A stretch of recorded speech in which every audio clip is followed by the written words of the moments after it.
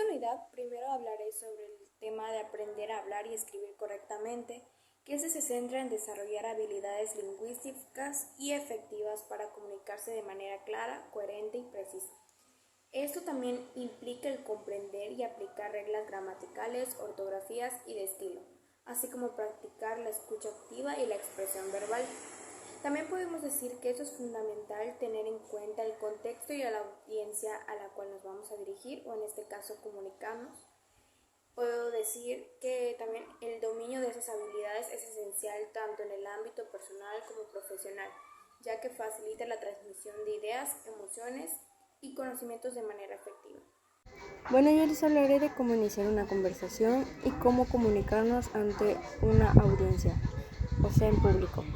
Para empezar, es importante decir que para poder iniciar una conversación debemos sobrellevar el miedo, la timidez, la angustia, el pánico, el temor, la tensión y aunque todo esto es natural en los seres humanos, es importante saber sobrellevarla para así podernos comunicar.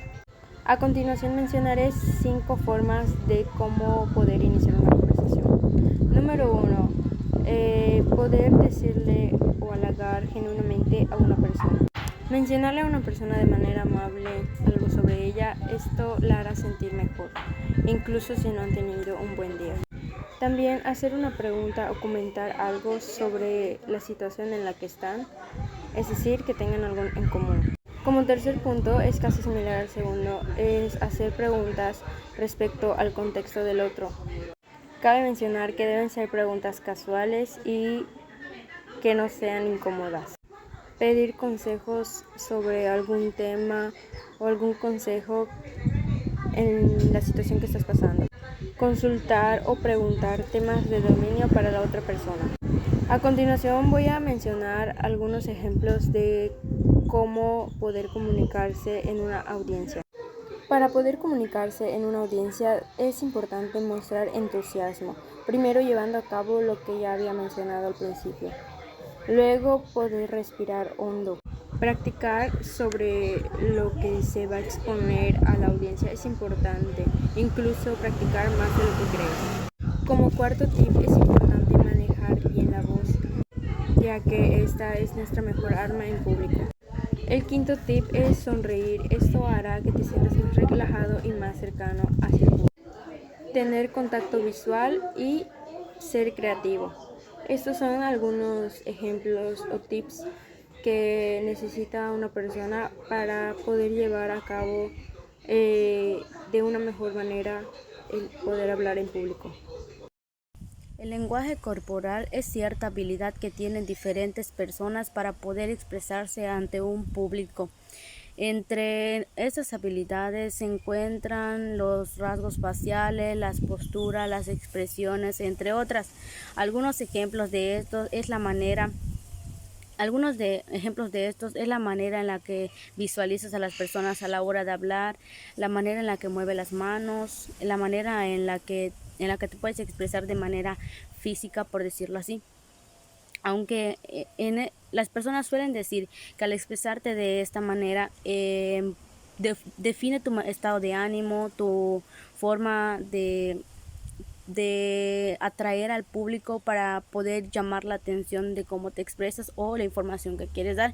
Pero eso no quiere decir que la manera en la que una persona se exprese, la información en la que está dando no sea relevante. Es simplemente que a veces las personas no buscan la manera de cómo expresarse ante ese público y cómo brindar la información. Bueno, a mí me tocó el tema de guiones y discursos y frases que puedes usar a la hora de una presentación. Normalmente cuando hacemos una presentación siempre damos la bienvenida y los buenos días o buenas tardes dependiendo. En este caso pues podría ser buenos días, agradezco mucho su presencia el día de hoy, es para mí un placer estar frente a ustedes y poder compartirles un tema en específico y después de eso dando un desarrollo a la presentación puede ser de que les hablaremos sobre los antecedentes de tal tema y nos iremos metiendo poco a poco a profundidad en cada uno de los desarrollos y características de dicho tema. Asimismo puede ser que en el transcurso de la presentación hagamos preguntas como de qué te pareció qué te está pareciendo el tema o qué esperas aprender de este tema o qué te parece o qué opinas tú sobre la contaminación, etcétera, de cualquier tema, ¿no? Al final, pues simplemente pues consideramos como un tema bien estructurado, dar la despedida de que, bueno, pues esto ha sido todo por mi parte, espero que haya sido de provecho cada información que les di para que ustedes la puedan aprovechar, entre otras cosas que se pueden agregar.